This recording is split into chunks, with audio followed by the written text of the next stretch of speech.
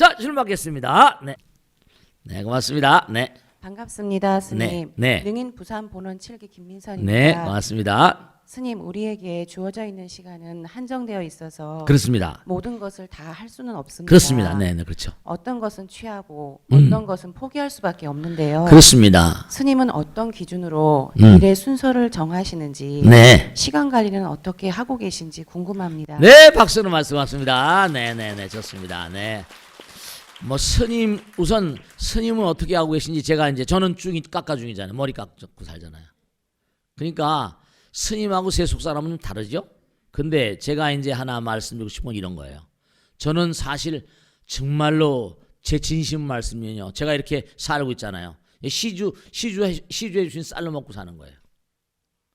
제가 먹고 사는 게 밥상머리에서 내가 뭐 먹을 때마다 이건 시주님이 갖다 준 쌀도 죽을 한 구슬을 쓰더라도 지금 나의 피 한 방울, 땀 한 방울, 눈물 한 방울 다 시주쌀로 시주님 공덕으로 있는 거니까 땀 한 방울 다 시주님들 위해서 다 헌신하는 게 나의 의무다. 나는 없다. 그러고 삽니다. 그게 나의 삶의 원칙이에요. 글을 한 줄 써도 많은 사람들 상대로 말 한마디라도 힘차게 나의 혼신의 힘을 다해서 단 1분 1초라도. 그러니까 세속 사람들은 그렇게 살기가 쉽지 않겠죠. 근데 제가 하나 여러분께 말씀드리고 싶은 건 물론 여러분 아내로서 최선의 일을 다합니다. 근데 제가 당부드린 거죠. 남편은 지금 직장 가서 피눈물 나게 일하잖아요. 또 직장에 계신 남편도 마찬가지.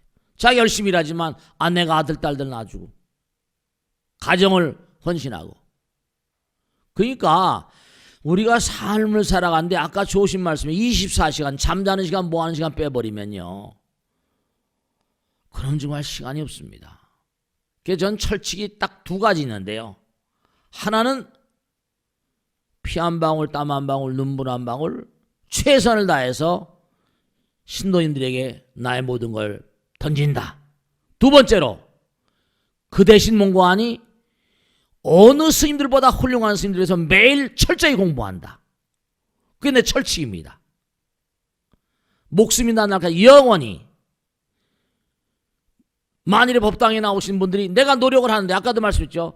노력은 말씀드린데 그 얘기 한마디 한마디가 다른 어떤 곳에 있는 스님들보다 뒤지고 그러면 나한테 쌀을 시주하고 밥을 갖다 주고 옷을 해다 주는 그런 보살들이 저 뭐 시시한 거 아니야. 난 그런 건 내가 그렇게 해서는 안 되겠다. 이왕 할 바에 인류로 해야지. 최선을 다해서 해야지. 그러니까 목숨을 걸고 정말 한마디도 빈말이야. 목숨을 걸고 공부합니다. 목숨을 걸고 글을 쓰고. 근데도 피곤하질 않아요. 제가 왜 혼이 담긴 일을 강조하는 거 아니? 정말 그렇습니다. 여러분들요. 절대로 제가 당부드리는 남편 타박하지 마세요. 제발 좀 아내 타박하지 마시고. 왜냐? 제가 언젠가 말씀했죠. 내가 부처님 마음이 되면요. 남편을 부처 되라 말라 하자는 저절로 부처님 보살님이 됩니다. 정말입니다. 내가 부처님 마음으로 남편을 대하고 그 부처님 경에 나오잖아요. 상대방을 부처로 대하고 내가 부처님 마음으로 대하면요. 남편이 그 마음 가운데 부처님이 툭툭 튀어나와요. 자꾸만 짜증 부리고 신경 부리고 저급한 여인 같은 그런 마음으로 살고 왜 그냥 그렇잖아요. 여러분 생각해 보세요. 정말 안타까운 건데 남편이 한 달 동안 받는 뭐라? 월급이 있단 말이죠. 아까도 말씀드렸죠. 최빈국인데도 행복지 최고라 했잖아요. 월급 받아온 걸 그 월급 맞춰서 최선을 다해 살면 될 거 아니에요. 수준에 맞춰서. 옛날에 뭐 얼마나 잘 살았다고. 그러면 될 걸 그냥 남들 비교해가지고. 비교는 악마입니다. 비교하지 마세요. 나의 분상이 있는 거예요. 그 남편 만나고 사는데 뭐 다른 남편들 뭐 능력 있는 남편 그 따지지 마세요. 전생에 이미 복업을 그렇게 지어서 공덕을 지어서 이렇게 만났잖아요. 끼리끼리 만났는데. 안 그렇습니까? 타박하지 마세요. 짜증내지 마세요. 신경질 내지 마시고요. 왜냐하면 아들 딸들도 마찬가지예요. 공부를 못하면 못한 대로 잘하면 잘한 대로 최선을 다하는 거예요. 능력이 안 되는 거 어떻게 해요? IQ니 EQ니 해가지고 지수가 다르잖아요. 벌써 이건 상근기, 중근기, 하근기가 있거든요. 타고날 때 노력해도 또 안 되는 것도 있습니다. 사실 그걸 아셔야 되는 거야. 아니 에딘 모리스에게 본 말이죠. 백인들은 말이죠. 황인종 흑인종들보다 자기들 스스로 타고나면서 우월의식을 가지고 있대. 내가 백인으로 태어난다고요. 미국에 황인종 흑인종 있잖아요. 절대로 어떤 회사도 고급스러운 자리는요 황인종 흑인종을 올리지 않습니다. 상층 뭐 기밀을 취급하는 인간들. 그 우리가 어쨌든 간에 황인종으로 사니까 계속 미국에 끌려다니고 막 이러잖아요. 감수해야지 어떻게 해요. 그런 걸 감수라고 그래요. 그러니까 원칙을 세우실 때 뭐냐면 네 여러분 이 우주에 원리가 있어요. 누가 복을 받는가? 누가 복을 받는가? 이른바 나를 비우는 사람이 복을 받습니다. 나를 비우는 사람 바로 뭐죠? 상대방의 입장에서 항상 생각한 사람들. 그런 사람은 마음보가 아름다운 사람들이에요. 상대방 입장을 먼저 고려하는 사람들. 그런 사람들이 100% 복을 받습니다. 무엇을 하더라도 마찬가지예요. 상대방 입장을 먼저 고려하는 사람들. 그런 사람들은 잘 되지 않을래야 할 수 없습니다. 왜냐하면 상대방이 그 사람이 항상 그 사람이 나한테 잘했는데 그 사람한테 가잖아요. 그게 남 좋게 하면 내가 좋은 거예요. 원칙은 항상 뭔가 아니 내가 24시간 보낼 때 이게 남이 좋은 일인가 내가 좋은 일인가 나 먼저 세우지 마세요. 저는 항상 그런 주의를 삽니다. 그 어쨌든 간에 지금 이렇게 어려운 가운데도 가고 있잖아요. 아시겠죠? 자 다음 줄 받겠습니다. 네 우리 보살님 네 열심히 나온 보살입니다. 정말 박수 맞으세요. 네 맞습니다. 반갑습니다. 네네. 저는 부산본원 7기 수강생 네. 안미란입니다. 네. 스님, 네. 옛 신사들 중에는 글을 읽지 못하는 분들도 계셨습니다. 네네. 또 성철 스님께서는 네. 입문하는 제자들에게 네. 책을 읽지 못하도록 했다고 들었습니다. 네네네. 속세의 교육 방침과는 전혀 다른데요. 네네네. 어떻게 글을 읽지도 못하는데 응? 깨달음의 경지에 이룰 수 있었는지 궁금합니다. 네. 큰 스님의 가르침을 청합니다. 네, 고맙습니다. 박수 나주세요. 네. 이게 이제, 이른바 말하면, 세간과 출세간이라는 말을 쓰기도 하고요. 제가 오늘도 조금 말씀드리잖아요. 세간의 공부는 전부 다 뭐죠? 세간의 공부는 글자로 하는 공부잖아요. 그죠? 그 지식이에요, 지식. 알지자에다가 알식자를 쓰거든요. 그런데, 성철스님이란 스님은 뭐냐면, 책을 보지 말라고, 그건 맞는 말씀이에요. 근데 자기 방엔 책이 수천 권 있었대요. 네. 그래가지고 그 스님 책도 많이 나오고 그랬잖아요. 법문도. 아니 자기가 제자들한테 책을 보지 말라고 자기 책을 막 봐요. 조주 종심선사라고 했는데 100살 120살까지 사셨다나? 그 스님도 뭐냐면 제자들 책 절대로 보지 말라고 자기 방에 하면 책이 수천 권 있었대요. 자, 이런 괴리감이 왜 일어나는 거 아니야? 제가 말씀드릴게요. 제 방에도 책이 한 2만 권 정도 있습니다. 학교로 많이 본 애도 아주 많이 있죠. 그런데 중요한 거 말씀드릴게요. 여러분 말씀이죠. 이런 게 있어요. 잡다한 책들을 쓰는 사람들, 그 책을 쓰는 사람들이 어떤 사람들과 하니 자기 직연으로 쓰는 거예요. 저도 책을요, 정말 많이 본 중생 중에 하나입니다. 그리고 어떤 분이 그러시더라고요. 법고 대통령으로 편지가 왔는데 스님은 언제 이렇게 책을 많이 읽으셨습니까? 그렇게 바쁠 텐데. 여러분죠? 제가 또 책을 보는 방식을 말씀드릴게요. 뭐냐면 우선 채가 서야 되는 거예요. 이게 잡다한 책을 보더라도 채가 없으면 헷갈려가지고 이게 되지가 않아요. 보면 어떤 사람 쓴 책은 이 친구는 뭘 잘못 아는구나. 이 친구는 잘못 알았구나. 그렇지만 이런 지견도 있네. 일일이 다 읽지 않아도요. 내용은 탁 보면 알아요. 쭉쭉쭉. 제목만 봐도 흐름을 알 수 있는데요. 그러니까 중요한 건 본질을 우선 본질을 파악해야 되죠. 이 우주의 본질을. 참나, 영원, 절대. 뭔가를 확실히, 내 마음 가운데 뭔가 아니 영원의 세계에 대한 투철은 뭔가 확실히 있구나. 보이지 않는 뭔가 생각해 보세요. 자, 글자를 아무것도 모릅니다.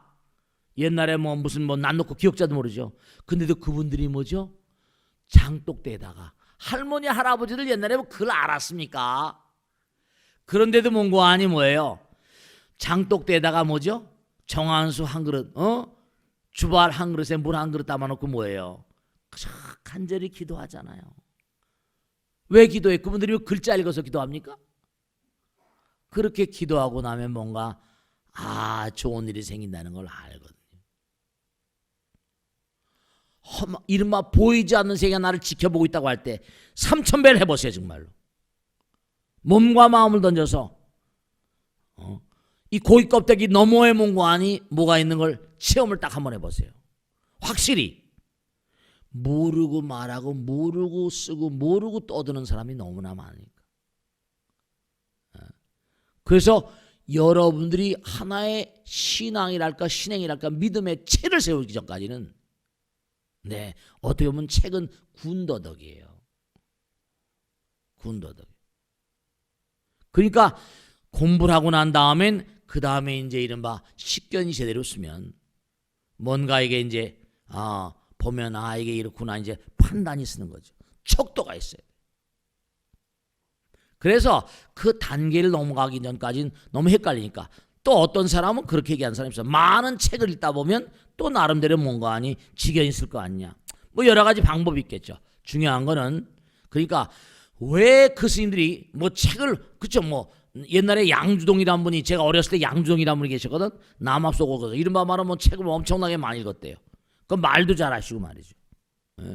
그런데 그분의 제가 다른 말 하고 싶은 게 아니라 책을 많이 읽고 하다 보면 또 지견이 쓰는 수가 있겠죠. 그런데 근본적으로 믿음이라는 건 뭐죠? 보이지 않는 세계에 대한 거죠.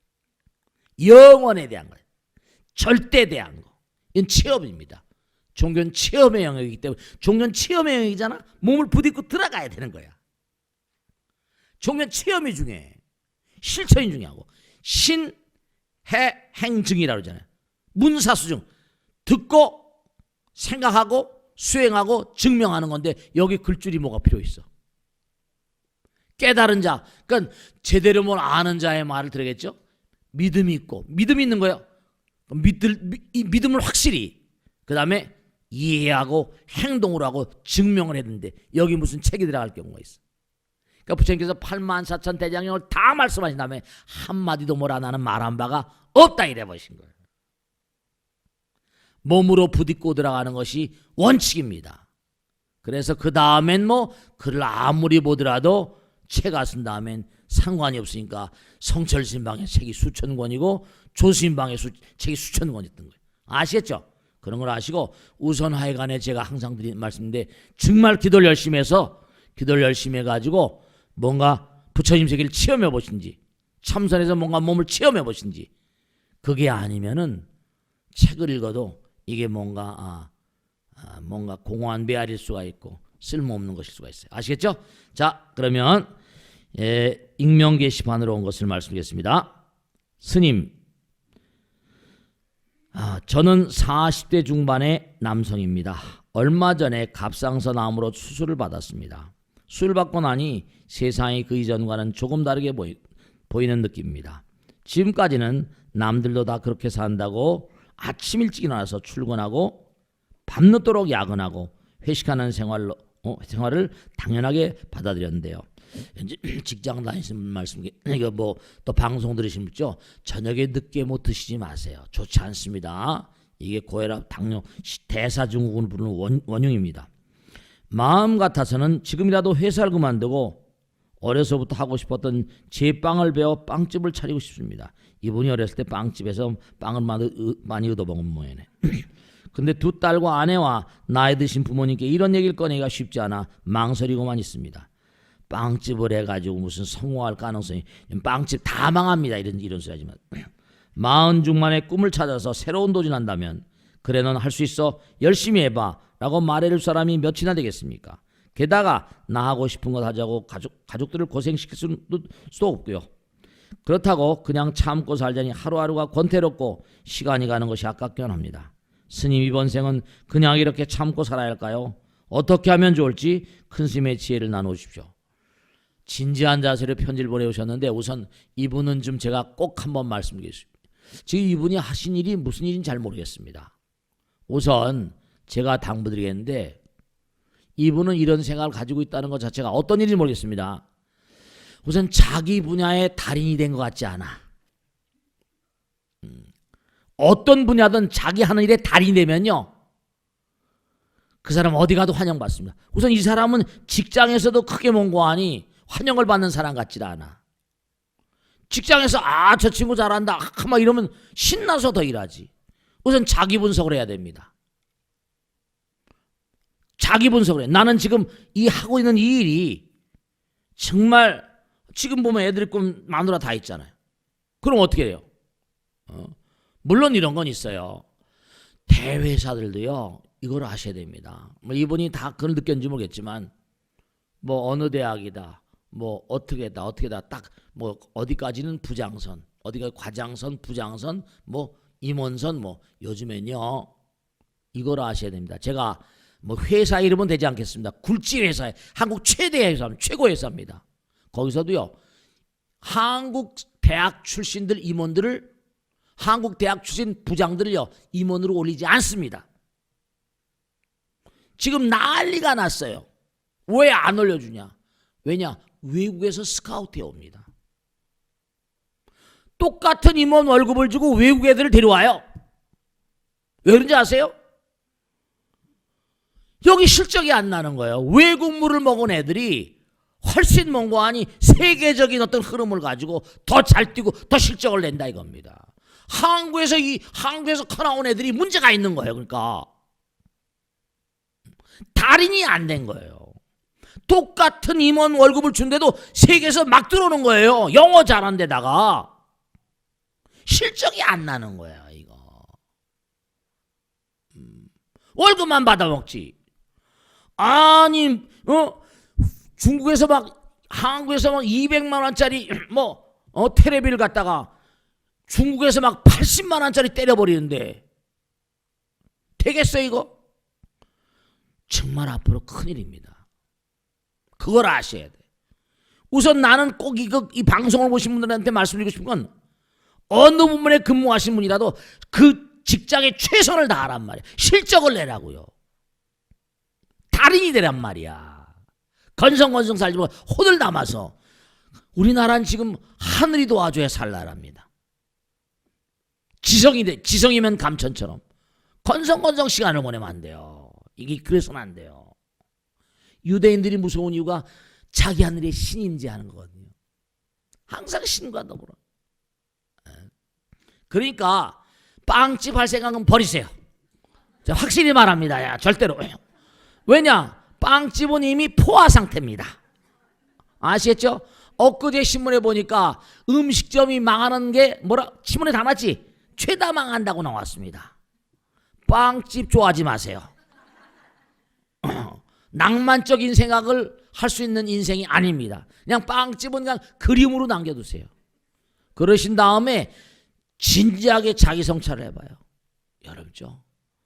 우리가 인생살이 한 세상 사는 걸요 언젠가 다 떠나잖아요. 나이가 들면 들수록 그래 여의 땅 내 떠날 준비를 철저히 하시는데 그걸 위해서는 뭐죠? 가리지 마세요. 가리지 마세요. 그리고 이분이 지금 이렇게 질문해 오신 이분께 꼭 당부드리겠는데 자기 분석을 철저히 해서 내가 앞으로 회사를 나가게 되면 뭘 할 것인가? 힘이 닿는 것 해가지고 내가 이거 기술 내가 여기서 해가지고 여기서 나가면 나하고 유관된 그 어떤 기업이라거나 해가지고 달인 소리를 들어서 밖에 나가서 mon고하니 그런 것도 품을 팔 수 있으면 하고 돈을 투자해서 절대로 여기 계신 보다 더 열심히 뛸 사람이 수다하게 많이 있습니다. 그러니까 잘 생각하시고 자기가 지금 하는 능력 같은 거 이 다음에 용역이라거나 뭔가 자기가 하고 있는 능력 같은 걸 밖에 나가서도 뭔가 할 수 있는 그런 능력 같은 거 그런 걸 배양하시고 많은 돈 투자해서 할 생각하지 마세요. 100% 사기당합니다. 저는 하도 많이 봐서 진지하게 많은 연구를 좀 더 하도록 하세요. 아시겠죠? 자, 질문 받겠습니다. 고맙습니다. 네, 일어나세요. 네, 고맙습니다. 네. 스님 안녕하세요. 네. 현명화입니다. 네, 고맙습니다. 네. 스님 네. 절에 가면요 네. 건물 바깥쪽 벽에도 그렇지. 네. 그림이 그려져 있는데요. 네. 그런 그림도 불화라고 하는지 네네. 또 어떤 내용들이 있는지 네네. 궁금합니다. 네, 박수로 하세요. 다 된 거예요? 아이고, 참 또박또박 잘 질문하신다. 네. 자, 절에 가면 그 안에 법당 안에도 그림이 있고, 그죠? 바깥에도 벽에도 이렇게 그림이 있어요. 물론 그게 다 불화라고 불러요. 그런데 힌디, 이른바 인도 말로 탕카, 법당에 그려진 그런 그림을 탕카라고 그러는데 그 탕카가 번역되다 보니까 중국말로 되니까 탱화라고 그렇게 탕카가 탱화로 변해버렸어요. 다 불화야, 다 불화. 근데 이 불화의 기원이 어떻게 됐느냐 여러 가지 학설들이 있지만 대표적으로 불화가 지금까지 남아있는 것 중에 대표적인 게 뭐냐면 아지안타라고 하는 곳이죠. 아지안타. 이 아지안타 저 데칸곤 인도의 중서부에 가면 한 20여 킬로가 바위산인데요. 띄엄띄엄 있는데 집중적으로 모인다 몇 킬로가 되고 말씀이죠. 거기다 제가 한번 비디오로 본 적이 있는데 돌이에요. 돌에 굴을 파고 거기다가 불상을 어마어마하게 새겼어요. 근데 그 뒷면에 너무 아름다운 불화들이 많이 있는 겁니다. 그 불화가 정말 아름다운 불화들이 많이 있는데 거기 기록에 보면 재미난 게 있는데요. 거기 그런 게 있대요. 뭐냐면 누군가 그 불가사의 그 아지안타 석굴들은 불가사예요. 어떻게 이걸 갖다 쫙 몇 킬로를 갖다 이렇게 이 굴을 파가지고 부처님 만들고 그 다음에 불화를 적했을까? 불가사예요. 그런데 거기 보면 기가 막힌 게 내가 여기서 이 돌을 깨다가 죽으면 다음 생에도 여기 와서 내가 숨겨놓은 이 돌을 뗀 정과 끌을 찾아서 이 불상을 완성하기를 그렇게 써놓고 죽었대요. 그러니까 원력 따라서 계속 또 다음에 여행을 와서 여기 예사롭지 않다 해가지고 뭔가 다시 와서 또 그걸 파고 또 파고 몇백 년 그렇게 계속 온 사람들에서 그게 뭔가 하니 만들어졌다는 전설 같은 얘기가 나옵니다. 근데 이제 중국에 불교가 들어와 가지고 중국의 스님들이 인도를 많이 여행을 다니다 보니까 아지안타 그것도 엘로라 석굴 묘카 이런 걸 보게 된 거예요. 그래가지고 중국에 와서도 만든 게 유명한 도낭 막고굴이라는 거예요. 도낭에도 또 벽화가 아름다운 게 어마어마하게 많습니다. 도낭도 이게 불가사의 유네스코 뭐 문화유산인가 어쩌고 그러지만 어쨌든 간에 막고굴. 그리고 여기 도낭엔 또 뭐냐면 그 굴을 만들고 그 안에다가 정말 이 베리어라고 하는 그 영국 사람인가 누군가 도낭을 그냥 막 모래에 그냥 묻혀있던 걸 발굴해냈어요. 그 안에 어마어마한 보물이 들었던 거예요. 옛날 고대 경전 뭐 해가지고 도낭학이라는 학문이 있을 정도로 도낭학문이 생긴 거예요. 그러게 벽화가 막 부처님 뒤에 있고 하다 보니까 그래서 이제 그게 중국의 절들마다 그래서 부처님 뒤에 모신 걸 대체로 탱화라고 부르고 다 탱화고 불화지만 근데 이제 삼존탱이라거나 신중탱이라거나 아미타탱화라거나 탱이라고 부르고 이른바 말하면 법당 안에 불화 바깥에 이제 뭐 불화 이렇게 합니다. 그 옛날에 보면 솔거라는 스님이 황룡사에다 뭐 그랬다 그러잖아요. 그죠? 그런 것도 노송도 같은 거 황룡사에 그런 그림도 그리고 또 호류지 일본에 가면 담징이라는 사람이 법융사에다가 뭐 그렸다는 거 아니에요. 그죠? 아주 일본 국보입니다. 그러니까 그렇게 여러 가지 그림들을 많이 그렸어요. 심지어 또 어느 절에 가니까 제가 기억이 나는데 그 절의 바깥의 외벽에 해가 단비라고 그래가지고 부처님 이제 예를 들어서 달마 스님하고 뭐예요? 해가 스님하고 뭐예요? 해가 스님 누구죠? 신광이라는 스님이었는데 달마 스님께 법을 물으러 왔어요. 근데 그냥 그 소림사에 계시면서 눈이 펄펄 오는데 뭐 몸이 얼어 들어가는 거야. 뒤로 돌아보지 않고. 그러니까 어떻게 돼요? 좀 얼어 죽겠는 거야. 그 공양간에 가서 칼을 갖다가 자기 팔을 쳤다는 거 아니에요. 이래도 못 믿으시겠다면 선열이 낭자겠죠. 그 다음에 목을 쳐서 바치겠습니다. 스승과 제자의 인연은 목숨을 나누는 관계라 해야 되거든요. 목숨을 함께하는 관계. 그래야지 이게 말이죠. 그 해가 단비 접시에다가 피가 뚝뚝 흐르는 팔뚝을 담아서 이렇게 바치는 달마스게 바치는 그런 그림도 그려져 있고, 그러니까 불경에 등장하는 또 중국의 유명한 어떤 그런 그 수행의 어떤 흐름을 얘기하는 그런 상징화들이 절의 벽면에 많이 그려져 있습니다. 아름다운 그림이죠. 불화예요. 그리고 이제 이른바 말하면 또 도낭막고굴이나 또 룽먼석굴, 용문석굴이나 이런 데 가면 또 뭐까지 있는 거 아니? 그 이제 서왕모 이런 그 뭐죠? 불상을 만드는데 시주하신 왕이라거나 무슨 황제라거나 시주자 같은 이런 사람들도 그려져 있는 동굴 벽화가 이른바 말하면 그 벽화가 그까지 불화라고 할 수는 없지만 그런 세 가지 양상으로 그렇게 나누기도 합니다. 그러니까 이게 전부가 다 이른바 말한다면 우리가 그렇잖아요.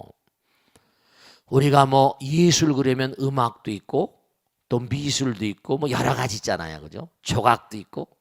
그러니까 우리가 뭔가 삶을 도모하는데 문화적인 제반 양상, 예술이라고 하는 제반 양상들을 우리가 찬양하는 어떤 예불의 대상들, 그런 대상들을 자기의 온 정성을 다 해서 만들고 싶잖아요. 그러다 보니까 거기서 이제 이른바 아름다운 그런 그 불화 탱화도 나오고요.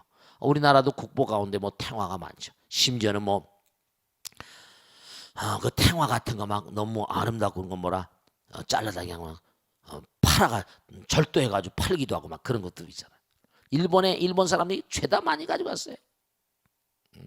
그래서 이 불화라고 하는 건 뭐냐면 불화라고 하는 건 부처님 혹은 또 보살님, 신장님, 또 뭐 산신탱이라고도 그래요. 또 뭐 용왕탱이라고도 하고 산신가게도 있잖아요. 칠성탱 뭐 이렇게도 합니다. 그것도 탱화. 원래 탱화도 불화의 다 일종이죠. 탕카라고 하는 탱화.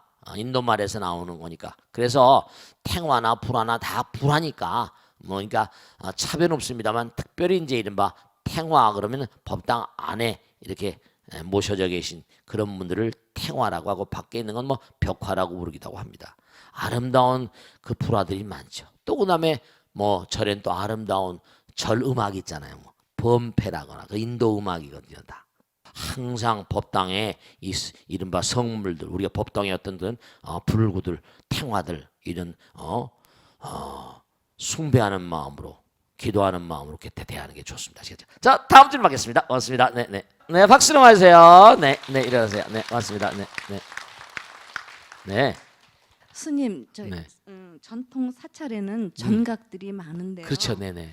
어느 전각부터 인사를 드려야 하는지 궁금하고요. 네네. 그리고 법당 안에서 절을 할 때 어떤 분은 불보살님마다 또 벽에 모셔진 탱화에까지 삼배를 하는 분이 있습니다. 네네네. 그 법당 안에서 절하는 순서를 좀 알려 주시면 감사하겠습니다. 네, 박수로 맞으세요. 네. 전각. 네. 이 전이라는 말하고 각이라는 말이 달라요. 아시겠죠? 그러니까 대웅전 그러잖아요. 그죠? 또 뭐 관음전이래요. 또 어떤 데 원통전이라고. 또 각은 뭐 산신각, 용왕각이래요. 독성각. 그러면 뭐냐면 전이란 말은 부처님이나 보살님 모신 곳이. 각은 이른바 말하면 뭐 산신각, 불교에서 수용한 민간 신앙이랄까? 칠성각, 독성각. 그러니까 저는 이제 뭐 무슨 좀 급수가 높은 불보살님 신장님들을 모셨다고 한다면 부처님 모신 곳이라고 한다면 각은 민간 신앙에 수용한 여러 가지 형태를 모시고 있는 그런 곳입니다. 아시겠죠? 근데 저도 그래서 한번 과거에 한번 조사해 본 적이 있어요. 도무지 우리나라에는 몇 가지 형태의 그런 법당이나 각각 전각이 있는가 했더니 보면은 대체로 한 법당이 뭐 응진전 뭐 무슨 뭐 많습니다. 원통전 뭐 해가지고 뭐 무량수전, 대웅전, 어떤 또 대웅전도 있고 대웅보전도 있어. 대웅보전은 뭡니까? 대웅전은 서가모니불 모셨으면 대웅전이고요. 대웅보전은 서가모니불의 좌우 협시보살. 예를 들어서 뭐 가서반안이라거나 또 무슨 뭐 문수보현이라거나 혹은 약사이레불 아미타불, 약사이레불 아미타불 삼존불이에요. 약사이레불 아미타불 모셨거나 이럴 때 부처님이나 좌우 협시보살 모셨을 땐 대웅보전이라고 그래. 그것도 뭐 대적광전 이런 거 뭐 대적광전 뭐 비로전 광명전 이런 것도 있고 극락전 뭐 무량수전 미타전 약사전 유리전 뭐 다 용화전 미륵전 응진전 나한전 전자 들어간 건 대체 그 정도 한 10개 정도 된다고 할까? 각자도 많고. 그래서 법당에 이렇게 들어가면 제일 처음에 가운데 이제 3배를 올리겠죠. 그죠? 만일에 삼존불이 계시면 뭐라? 급할 때는 그냥 3배를 올리시지만 대웅전이나 대웅보전 같은 데 있을 때 뭐 3분 다 올리는 분, 막 9배를 하는 분도 계시고 뭐 9배 하셔도 꽤 좋고 저는 뭐 무릎이 없으면 성안한 많이 하면 좋은 거니까 무릎에 부담이 가지 않도록 또 무릎이 아픈데도 막 조심해서 뭐 열심히 하다 보면 무리하면 또 안 되니까 나이가 드시면 퇴행성 관절 같은 게 또 약하시잖아요. 그죠? 뭐 무리해서 할 필요는 없고 그러니까 어떤 때 또 탱화에다 대고 절을 한다고 한다는데 근데 실제로 제가 강남에 처음 왔을 때 지금도 기억이 나는데 형편이 돼가지고 24평짜리 사글세사 살다 보니까 부처님 모셨을 때 조계사에 가가지고 뭐예요? 탱화 같은 거 이렇게 그림 같은 거 하나 이렇게 인쇄한 거 갖다 붙여놓고 그리고 기도하고 그랬었습니다. 뭐 절에 아직 절이 제대로 형편이 안 되면 그렇게 하기도 하겠죠. 아마 모르긴 하겠지만 예전에 이 괴불이라거나 탱화 같은 거 있잖아요. 괴불도 괴불탱이라고 그러지 그죠? 법당은 조그마니까 바깥에서 야외에서 뭘 할 땐 그런 우리도 저 뭡니까 망상해수욕장에서 수륙대지 할 땐 뭐해요? 부처님 무거우니까 모시고 갈 수가 없잖아요. 그죠? 탱화를 해가지고 말아가지고 가서 쫙 늘여가지고 그 탱화를 보고 또 참배하기도 하고 하죠. 그러니까 탱화를 보고 참배하는 것도 뭐 나쁠 건 없어요. 근데 이제 3배를 올리는 것도 왜 그래요? 3배라는 건 삼보님께 귀합니다. 그 다음에 또 3배라는 건 신구의 삼업을 참여합니다. 이런 뜻이 들어있어요. 뭐 3배라거나 9배라거나 뭐 108배라거나 또 무슨 뭐 1000배, 3000배라거나 그만큼 하면 할수록 내 마음이 점점 구부러지잖아요. 그래 안 그래요? 이른바 내 마음을 자꾸만 낮추는 거니까. 그러니까 마녀 하심자는 지복이 자기라 절을 많이 하면 복이 많이 들어오지. 마음이 자꾸만 낮춰지고 하심을 하게 되죠. 몸이 구부러지면 마음도 구부러지고 절을 많이 하게 되면 저절로 마음이 뭔가 가라앉아요. 수행을 여러분이 제가 꼭 말씀드렸는데 기도도 많이 열심히 하시고 참선도 열심히 해보세요. 몸과 마음을 던져서 정말로 수행을 하고 보면요. 몸과 마음이 많이 뭐랄까 업장이 녹아져서인지 마음이 여유로워지고요. 화도 덜 내게 돼요. 짜증도 덜 내게 되고 실제로 그렇게 됩니다. 그러니까 절을 하는 게 절하는 방법이랄 게 우선 그 원리를 아시고 우선 절에 들어가면 제일 처음에 뭐예요? 부처님께 무슨 초를 켜고 향을 올리고 청수 올리고 이러잖아요. 그죠? 그것도 다 의의가 있죠. 초를 켜는 건 내 마음의 등불을 밝히는 거고 물을 올려놓는 건 아까도 말씀드렸지만 이 물 여러분 이거 하나 아까 두뇌도 물이라는 말씀드렸죠. 그죠? 80~90%가 물인데 하나만 딱 물에 대해서 말씀드릴게요. 여러분 물은 세계적으로 물을 연구하는 과학자들이 너무나 많습니다. 근데 꼭 명심할 게 하나 있다. 물은요. 그 물 자체로 물건은 액체죠. 액체가 아니에요. 이렇게 말 이상하게 생각하실지 모르겠어요. 물은요 상온에서도 증발이 되잖아요. 물빨래 가지고 널어놓으면 물기가 다 빠져 안 빠져요? 네, 그 물 자체로 기체성이 있습니다. 언제든지 날아가길 준비가 되어 있는 기체 상태로 있기도 하고, 그 다음에 물에는요 이름만 말하면 얼음 분자도 같이 있어요. 그 온도가 떨어지면 언제든지 얼 수 있는 거예요. 그 중요한 건 뭐냐면, 여러분이 마음이 냉촉해지면 암이 된 원인도 물 분자가 얼음 분자 상태로 물 속에 녹아 있는 게 아주 많이 있습니다. 물은 3태가 같이 들었어. 그러니까 화엄에 나온 일미진중 함시방이야. 한 티끌 속에 우주 시방 3세가 다 들어있으니까 과거 현재 미래가 다 들어있어. 참 미묘한 거예요. 그냥 물이고 액체라고 생각하면 바보야. 그러니까 마음을 냉정하게, 그러니까 우리가 당장 뭐예요? 뛰고 막 한 말이죠. 그러니까 운동이라는 게 중요한 게 뭐냐면, 가능한 한 뭐죠? 여러분 이걸 아셔야 된다. 뱀들은 뭐예요? 냉피동물이라잖아요. 냉혈동물. 그 추운 겨울에 얼음 속에, 이 땅 속에 들어가서 6개월을 살잖아요. 동면하잖아요. 피가 차다 그러잖아요. 독은 찬 겁니다. 독심이 뭐예요? 찬 거예요. 삼독심이라고 그러죠. 그러니까 여러분이 자꾸만 기도하고 땀을 많이 흘리는 게 좋다고 그러잖아요. 마음이 냉정하면 안 돼요. 그러니까 몸에 물이 육신, 이 머리 아래는 60%, 65%고 머리는 8, 90%예요. 이 덩어리 두개골만 빼면 다 물이라니까. 기름 상태지만 출렁출렁 돼요 진짜로. 그러니까 여러분들이 쓸데없는 거 보고, 그 부처님께서 부처님만 보라 그랬잖아요. 법문만 듣는 거예요. 염불 하고요. 안이비설신이를 쓸데없는 데 쓰지 마세요. 독심, 독성 아밀로이드가 생깁니다. 이른바 말하면 치매를 일으키는 결정적인 물질이 독물질이에요. 그게 독성 아밀로이드, 독성 아미노산이거든요.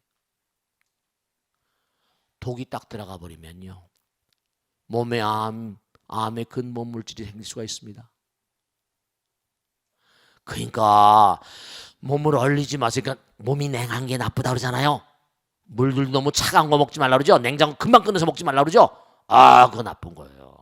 차가운 거 금방 먹어버리면 몸 안에 얼음 분자가 강화되니까 위장 장애가 와요. 이걸 아셔야 됩니다. 위장 장애가 오면 어떻게 돼요? 위험산 같은 게 막 분비되고 막 이러고 위험이고 궤양이 오고 막 이런다니까요. 그리고 꼭 지금 시간이 없지만 하나만 딱 말씀드리겠는데, 장이 좋아야 돼요. 장이 좋아야 됩니다. 위장, 십위장, 소장, 대장, 직장, 췌장 전부 다 장이거든. 이게 장이 좋아야 되는데, 여러분 주목하실 게 있어요. 두뇌 주름과 소장의 주름이 같습니다. 근데 너무 희한한 게, 두뇌 이 우주의 기를 받아들이는 결정적인 호르몬이 멜라토닌인데요. 멜라토닌 소장에서 분비됩니다. 소장이 뇌예요. 장청뇌청이에요. 근데 우리가 먹는, 왜 당뇨가 공간이, 우리가 먹는 음식 이른바 1탄당서부터 다탕당까지 있는데, 중요한 건 금방 내가 뭘 설탕이라거나 포도당 같은 걸 먹으면 혈당이 올라가겠죠. 근데 이게 혈당을 확 올리면서 멀리 안 가요. 금방 소화가 되거든요. 근데 소장 같은 데까지 이게 안 가요. 중요한 게 있습니다. 여러분들, 제가 전문가한테 얘기를 들었는데요. 여러분 미숫가루 같은 거 있죠? 뭐 물에 휘저어서 마시는 거, 그거 절대로 소용이 없다는 겁니다. 이 탄수화물을 소화시키는 건 아밀라제, 입에서밖에 안 나온대요. 아밀라제는 입에서만 나오는데, 이게 그냥 꿀떡 들어가면 그냥 배설된다는 겁니다. 제가 과거에 그런 미숫가루 같은 거 먹거나 이러면 설사라고 원인을 몰랐었어요. 근데 그걸 마시게 되면은 그냥 설사할 가능성이 크답니다. 그렇기 때문에 다탄당이 어디 많이 들어가니? 소장에 좋은 건 마늘하고 양파, 파 같은 겁니다. 그 다음에 대장, 더 멀리 가야 돼. 멀리 위장에서 12장, 소장 이렇게 내려가잖아요. 그죠? 더 멀리 가는 건 다탄당은 우엉, 대장에 좋은 건 우엉하고 도라지, 더덕 같은 거래요. 나 참 정말. 그래서 소장에 좋은 거하고 대장에 좋은 그런 걸 먹어야지 소장과 대장이 건강해진대요. 그게 예를 들고 야 이거 정말 웃기는구나. 음식 먹는 것도 박사한테 배워야 되겠네. 진짜 모르니까요. 물에도 기체로 금방 증발되거나 액체, 고체가 다 들어있대. 물에 삼태가. 그러니까 내가 화를 내고 짜증을 내고 막 마음이 냉촉해 독심이 있으면요. 몸이 냉해진대요. 짜증을 많이 부리니까 임신을 잘 못하고 아랫배가 차진대요. 그러니까 우리가 음식 같은 것도 가능한 한 여러분이 소장, 대장 이게 내가 할 수 있도록 그러니까 우엉이 좋다고 그러잖아. 도라지가 좋다고 그러죠. 그죠? 더덕 같은 거 이거 이른바 마늘이라거나 이런 거 뭐 양파 같은 거 이런 게 소장, 대장까지 내려가면서 거기에 왜냐? 하나만 마지막 말씀드릴게요. 왜냐? 소장에 들어있는 균이 락토바실러스랍니다. 그거는 이른바 그런 탄당을 그러니까 우리 몸은 목장이에요. 대장에는 비피더스균이 들어있대요. 야쿠르트균 같은 것도 비피더스균이 뭐냐인데 락토바실러스하고 이게 다르답니다. 들어가다가 죽어버리는데 그 락토바실러스하고 비피더스가 소장, 대장이 있기 때문에 그들이 좋아하는 음식이 다탄당이랍니다. 그들이 좋아하는 영양분이 그런 거예요. 그 뱃속에 거기까지 도달해야 되는 거야. 그러니까 참 이게 우리가 알아야 돼요. 그러니까 우리 몸에 있는 균주들의 어떤 흐름. 제가 참 이게 설사를 자주 했더니 그게 이제 급하니까 막 먹고 막 마시고 그냥 막 밥을 꼭꼭 씹어 먹지 않고 이러다 보니까 그러더라고요. 명심하시고 이게 다 절에 절하는 거 이런 거 다 이게 삼배 올리고 하는 거 이게 다 엄청난 수행이라는 걸 아시고 항상 정진하시길 바랍니다. 아시겠죠? 자 여기서 끝내겠습니다. 모두 감사합니다. 성불하십시오. 네, 고맙습니다.